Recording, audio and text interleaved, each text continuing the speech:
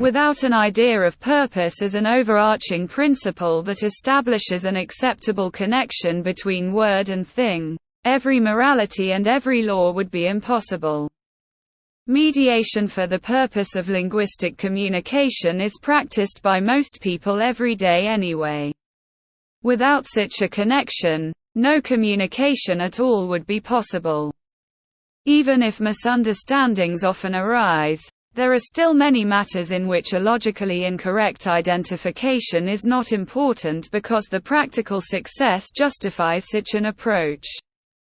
One should not uncritically lump together simple terms such as table and chair with complicated abstractions such as the legal concept of provoking public nuisance or intellectual responsibility. If Lyotard doesn't want to know anything about consensus, then one must definitely agree with him from a logical point of view. In any case, trying to create a logical mediation between the individual and generality is an injustice, usually to the detriment of the individual. Entire libraries have been filled with subsuming the individual under the general, with the view that the individual is a very small part of the general, but in principle it is something general. This is the only way that something like scientific law could be established. In The Differend, on page 286, Lyotard speaks of the incommensurability of needs, desires and uses. However, I think that talking about incommensurability here is not only confusing, but also directly misguiding. If it is clear that from a logical point of view everything is incommensurable with everything else, incomparable, then it is in fact pointless to try to settle a conflict of interests.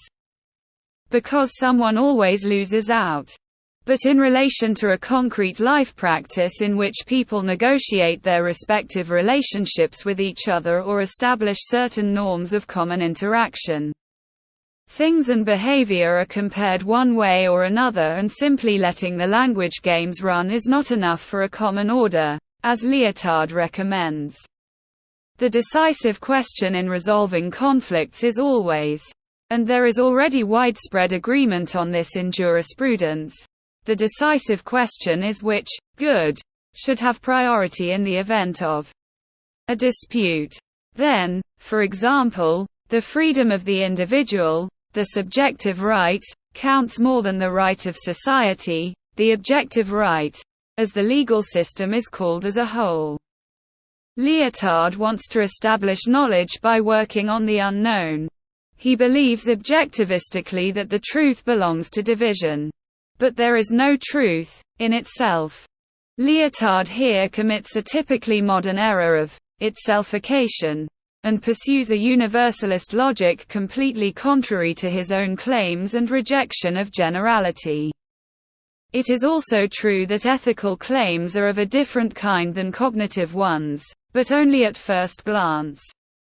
In fact, there are no cognitive claims at all unless they concern an internal logic. There are only ethical claims to a desirable target state. Any kind of claim is ethically justifiable, at least that is the conclusion that follows from my own logic. In the book, Postmodern Knowledge, it says on page 43 that the sublime occurs when the imagination is unable to bring an object into agreement with a concept. Surely the fact that someone can logically differentiate between word and thing requires a certain linguistic awareness, but even from that point of view there is no necessary connection to sublimity. If so, it grows on a different soil with completely different conditions that are not necessarily present for every person.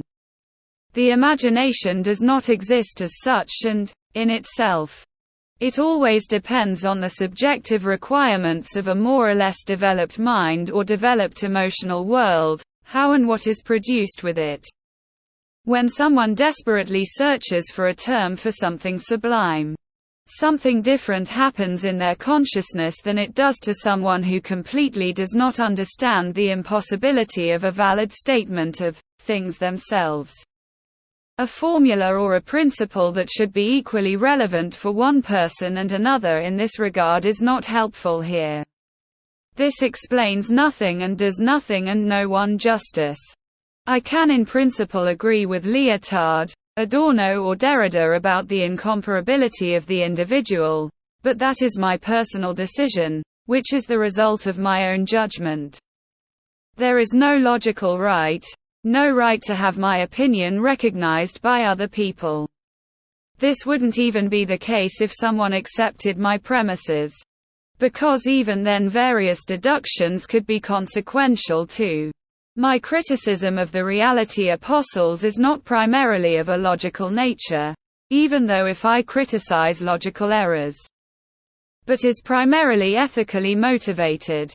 Because positivists simply ignore fundamental contradictions in their thinking, they lack intellectual honesty and unbiased thoroughness. Someone who claims to have an immediate experience of things and then demands that others recognize it as objectively present, someone is acting with fraudulent intent. Lyotard is also not exactly brimming with clarity when he claims something that is, in itself, impossible to represent. Such a thing would be terror, and therefore no feeling for something itself incommensurable can be sharpened, as Lyotard demands. One can ask someone to examine their principles and give appropriate indications of an incommensurability of word and thing. But people have to see the fundamental logical incompatibility themselves if rationality and logic are to make any sense at all. This thought process alone is what matters, and where it does not take place, the word, incommensurable, is also meaningless and irrelevant. The incommensurable is not a kind of whole, a breach in the given itself, as Lyotard thinks, because something, given in itself, does not happen.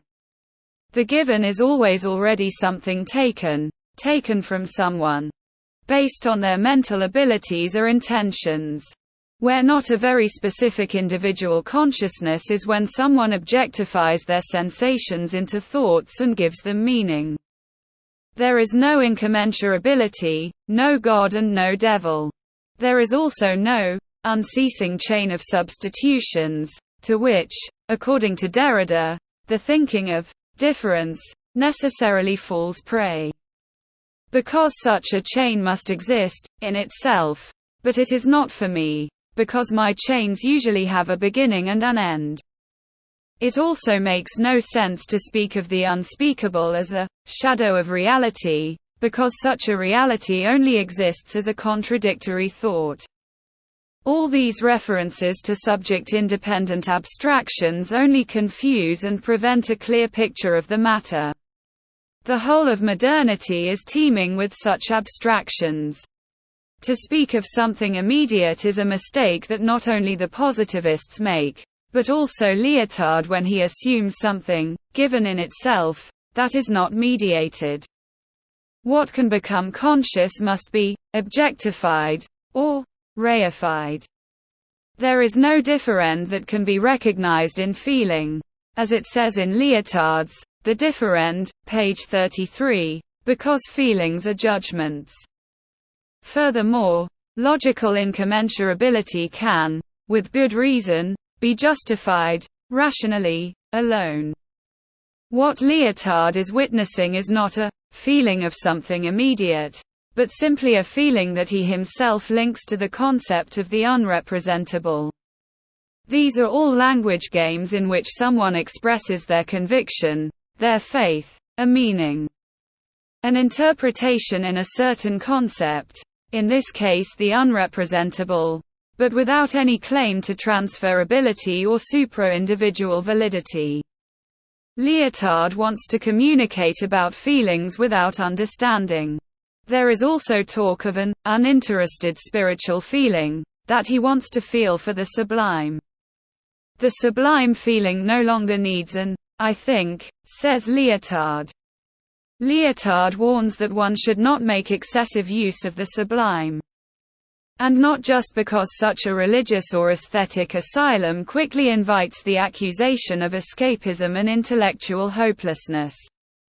Birgit Recchi takes a critical view of the sublime in general. She writes, "If one follows Lyotard, not only every work of art, but everything in general would be sublime, because after all, where would one find something that would not evade from our efforts in bringing the sublime into a concept or a picture in order to mediate both? Anyone who fixes their attention on the here and now with all possible effort suddenly notices things that would otherwise not be noticed at all. What is real for someone at the moment depends on the interest with which his attention is controlled, just as the respective formation of concepts is caused by an interest or a purpose." Lyotard claims that feeling, as something immediate, evades any fixation and thus confuses the concept of incommensurability, because what he claims to have felt is already something objectified. That is, an abstraction, which he calls incommensurable. Other abstractions, such as the concept of view, sensation, or perception, are already the result of a comparison, a perhaps even unconscious judgment. So I can't describe anything that has already been compared as incomparable. A feeling, like any unit objectified in consciousness, is the result of a combination of certain sensory details while at the same time abstracting from other details. Something is incomparable only, in principle. But an intuition, a sensation, a perception, as conscious, is already subject to a process of becoming conscious or whatever one may call the reification, the appropriation of a sensory data. Incomparable is something that does not come about through consciousness, such as the thing in itself or simply a thing, whereby thing means something unknowable, without predicate, which is only there as something, and no such something has a logically necessary and generally valid connection to a very specific word and only this one. If such generality is ruled out from the outset, it no longer makes sense to speak of incommensurability. Because each individual carries out its own literal processing of the given material more or less arbitrarily in order to pursue its own interests. If one assumes something common to all senses and calls it data, then the data of the eye are incommensurable with those of the ear and cannot be translated into one another. Connecting the ocular nerve to the cutaneous nerves results in no vision or feeling. If this generality falls away, then seeing is just seeing and hearing is hearing, and incommensurability is irrelevant because it only comes into question where logical comparability is claimed. Incommensurability is the word for the fact that a purely logical universality is impossible. It is merely due to an inaccuracy of thought or intention when two things are considered identical or the same. Against this background, the long-standing disputes over questions of knowledge can no longer be explained rationally. I therefore suspect a political motive in maintaining the dogma of the knowability of things in themselves, as practiced by realists and positivists. There are no logically rational reasons for claiming objective knowledge. What is called knowledge always serves a purpose.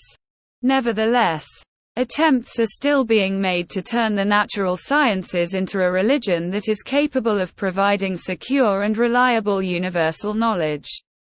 For regulatory reasons, it makes perfect sense to promote the belief in uniform rationality and logic among people, which over and beyond then corresponds to a reasonable government. But if the credibility of the political actors is stolen on the back of the naivety or stupidity of the masses, it is only a matter of time before this fraud takes its revenge. Quite a few of contemporary social problems can be traced back to a lack of judgment among members of society, and this, in turn, to the one-sidedness and incoherence of school curricula. as long as it is not clear that the concept of universality is only relevant in practical or ethical terms. The assertion of a subject-independent validity of the generality concept continues to cause confusion. However, there are no primary problems of knowledge. Only application problems with regard to ethical premises. But concrete reform plans are not the issue here anyway. At the moment it is all about creating the minimum intellectual requirements in order to understand the mental and psychological state of most people as a serious problem. Only when there is a general understanding of the process of concept formation can we actually speak of thinking at all. In addition, this is the only way to effectively criticize legal concepts, which then have concrete effects.